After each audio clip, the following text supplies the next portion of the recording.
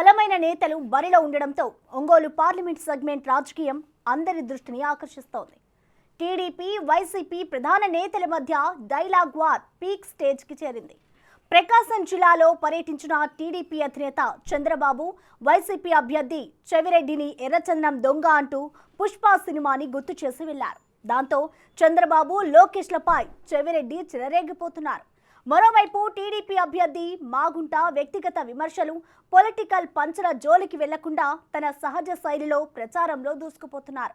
ఆ క్రమంలో ఒంగోలులో గెలుపెవరిది అన్నది ఆసక్తి రేపుతోంది.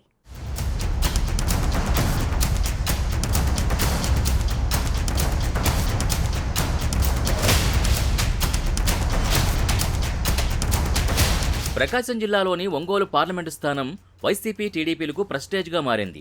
టీడీపీ, వైసీపీల నుంచి హేమాహేమీలు ఈసారి రంగంలోకి దిగడంతో ఒంగోలు రాజకీయం ఆసక్తికరంగా మారింది. వైసీపీ ఎంపీ అభ్యర్థిగా చిత్తూరు జిల్లాకు చెందిన చెవిరెడ్డి భాస్కర్ రెడ్డి, టీడీపీ నుంచి సిట్టింగ్ ఎంపీ మాగుంట శ్రీనివాసులు రెడ్డి అమీతుమీ తేల్చుకోవడానికి సిద్ధమయ్యారు. కాంగ్రెస్ కంచుకోటగా ఉంటూ వచ్చిన ఒంగోలు ఎంపీ స్థానంలో రాష్ట్ర విభజన అనంతరం వైసీపీ పాగా వేసింది. వైసీపీ నుంచి 2014లో వైవి సుబ్బారెడ్డి, గత ఎన్నికల్లో మాగుంట శ్రీనివాసులు రెడ్డి విజయం సాధించారు. ఈసారి చంద్రగిరి ఎమ్మెల్యే చెవిరెడ్డి భాస్కర్ రెడ్డిని తీసుకొచ్చి హ్యాట్రిక్ కొట్టాలని చూస్తోంది అధికార పక్షం. మాగుంట, చెవిరెడ్డి బలమైన నేతలే అయినప్పటికీ చెవిరెడ్డి ప్రకాశం జిల్లాకు నాన్ లోకల్. అటు మాగుంట కుటుంబానికి ప్రకాశం జిల్లా రాజకీయాలతో 30 ఏళ్లకు పైగా అనుబంధం ఉంది. ఒంగోలు ఎంపీ అభ్యర్థిగా చెవిరెడ్డి చంద్రగిరి మార్కు పాలిటిక్స్ చూపిస్తున్నారు. సొంత టీంని జిల్లాలో దించిన వైసీపీ నేత ఎక్కడ ఏ అవసరం ఉందో తెలుసుకుంటున్నారు. పార్లమెంట్ సెగ్మెంట్లో పార్టీ శ్రేణులని ఆకట్టుకునే ప్రయత్నాలు మొదలుపెట్టారు. అసంతృప్తి నాయకుల అవసరాలు తీరుస్తూ ముందుకు సాగుతున్నారు. ప్రభుత్వం నుంచి బిల్లులు రాని నేతలు, కాంట్రాక్టర్లకి చెవిరెడ్డి సొంత నిధులు పంపిణీ చేస్తూ ఇంతకాలం వైసీపీలో ఉన్న మాగుంట ప్రభావాన్ని తగ్గించే పనిలో పడ్డారు.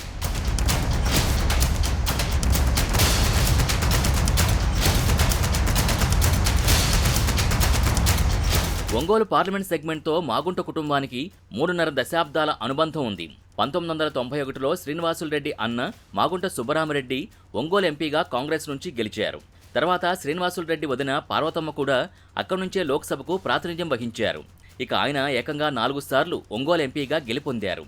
రాష్ట్ర విభజన తర్వాత టీడీపీలోకి వెళ్లిన మాగుంట శ్రీనివాసరెడ్డి 2014 ఎన్నికల్లో వైవి సుబ్బారెడ్డి చేతిలో ఓటమి చవిచూశారు. అప్పుడు అధికారంలోకి వచ్చిన టీడీపీ ఆ కుటుంబంపై గౌరవంతో మాగుంటకు ఎమ్మెల్సీ పదవి కట్టబెట్టింది. ఒంగోలు లోక్సభ సెగ్మెంట్లో ప్రధాన పార్టీలు ఎక్కువగా రెడ్డి సామాజిక వర్గానికి, అది కూడా అన్ని రకాలుగా బలమైన అభ్యర్థులకే పెద్దపీట వేస్తుంటాయి. 2019 ఎన్నికల తర్వాత ఒంగోలు లోక్సభ సెగ్మెంట్ టీడీపీ ఇన్ఛార్జిగా ఎవరినీ నియమించకపోవడం, పార్టీలో ఆర్థికంగా దీటైన ప్రత్యామ్నాయ నేత కనిపించకపోవడంతో నిన్న మొన్నటి వరకు టీడీపీలో గందరగోళం కనిపించింది. అయితే నియోజకవర్గ వ్యాప్తంగా అనుచరగణం, అందరితో సత్సంబంధాలున్న మాగుంట ఈసారి టీడీపీ నుంచి పోటీలో ఉండడంతో ఆ పార్టీ శ్రేణులు ఉత్సాహంగా పనిచేస్తున్నాయి.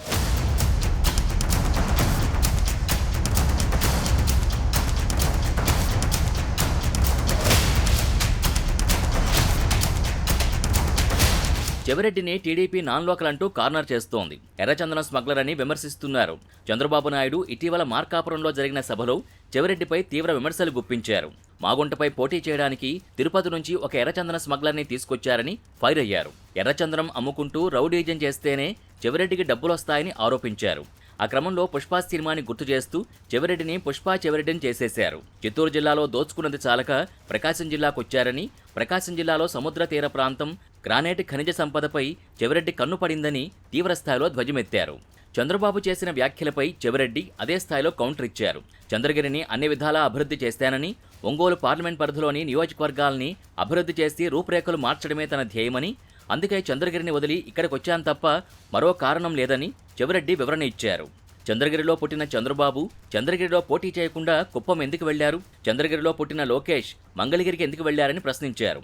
చంద్రగిరిలో పోటీ చేసి చంద్రబాబు ఓడిపోతే అదే చంద్రగిరిలో తాను 40,000 మెజార్టీతో గెలిచానని ఎద్దేవా చేశారు. ఆ క్రమంలో తనకు ఎలాంటి వ్యాపారాలు లేవంటున్న చెవిరెడ్డిపై సొంత పార్టీ నేతలే సెటైర్లు విసురుతున్నారు.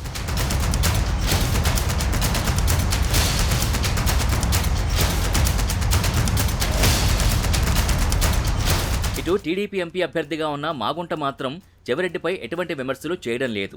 మాగుంట తన పొలిటికల్ స్టైల్లో రాజకీయ వ్యూహాలకు పదును పెడుతూ ముందుకు వెడుతున్నారు. ఇన్నేళ్ల రాజకీయ జీవితంలో మాగుంట ఎవరిపై వ్యక్తిగత విమర్శలు చేయలేదు. అలాగే మాగుంట కుటుంబాన్ని వ్యక్తిగతంగా విమర్శించే సాహసం ఎవరూ చేయలేదు. తాను ఓటమి పాలైనప్పుడు కూడా గెలిచిన అభ్యర్థిని కలిసి ఆయనకు అభినందనలు తెలిపిన ఉదంతాలున్నాయి. అంత సాఫ్ట్ నేచర్ ఉండబట్టే ఇప్పుడు కూడా వైసీపీ నేతలు మాగుంటపై ఎటువంటి విమర్శలు చేయడం లేదు.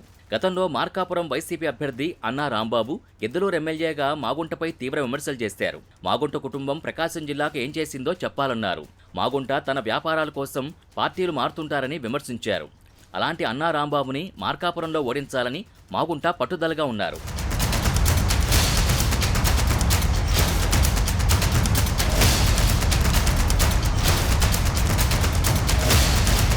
అందుకే వైసీపీ అడ్డాగా ఉన్న పశ్చిమ ప్రాంతంపై మాగుంట ప్రత్యేకంగా దృష్టి సారించారు. వైసీపీ ఓటు బ్యాంకుకి చెక్ పెట్టడానికి మాగుంట వ్యూహాత్మకంగా పావులు కదుపుతున్నారు.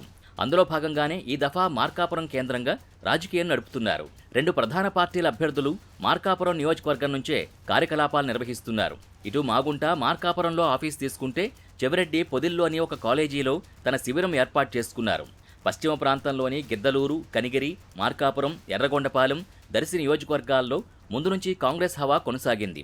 తర్వాత ఆ సెగ్మెంట్లు వైసీపీకి అండగా నిలిచాయి. ఈ నియోజకవర్గాల్లో రెడ్డి సామాజిక వర్గం ఓట్లెక్కువ. అక్కడ ఓటు బ్యాంక్ ఎవరికి డైవర్ట్ అయితే ఆ పార్టీ అభ్యర్థి ఎంపీ అవుతారంటారు. అందుకే మాగుంట, చెవిరెడ్డిలు మార్కాపురం సెంటర్గా రాజకీయాలు చేస్తున్నారు. మరి ఈసారి ఎవరు సక్సెస్ అవుతారో చూడాలి.